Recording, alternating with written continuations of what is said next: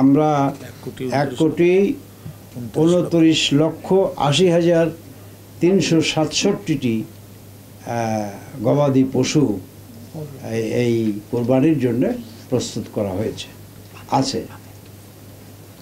এবং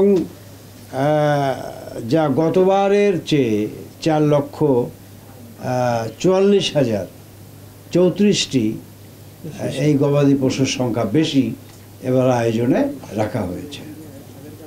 আর পরবর্তী বললেন যে বাইরে থেকে যাতে গরু না আসে, এটা আমাদের নীতিগত সিদ্ধান্ত অনেক আগেরই, এবং বৈধ পথে বা এই কি বলে চোখের সামনে কোনো গবাদি পশু বাইরে থেকে আসবার কোনো ধরনের কোনো সুযোগ নাই।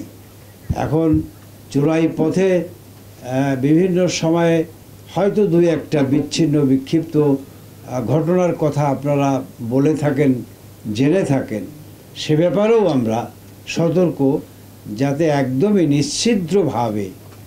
নিশ্ছিদ্রভাবে আমাদের দেশীয় খামারিদের স্বার্থ রক্ষা করে এবং আজকে আমাদের এই নিজস্ব বাজার তৈরিতে ভবিষ্যতে খামারিদের উৎসাহ প্রদান করবার জন্য আমরা সচেষ্ট আছি, সচেষ্ট থাকব।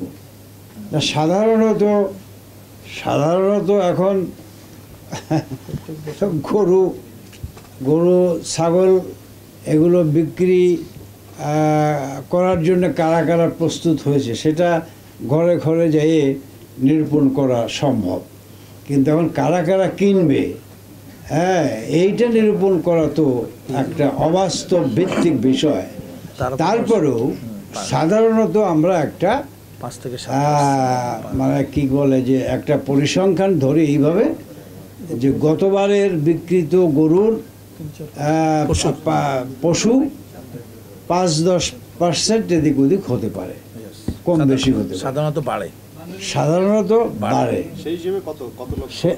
সেই হিসেবে তো আমরা 1,07,00,000 গরু গতবার 1,39,000, এবার 1,39,000 ছিল, এবার 1,07,02,394টি গরুর চাহিদা থাকতে পারে বলে সম্ভাবনার জায়গা আমরা ধরে নিয়েছি। দামের বিষয়টা কখন আসে?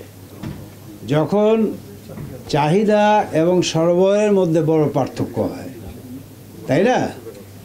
তো সুতরাং এবার আমরা আশা করছি যে গতবার যেহেতু প্রায় 4 লক্ষ কত হাজার গরু অবিকৃত ছিল, মানে ফেরত গেছে 25 লক্ষ গবাদি পশু।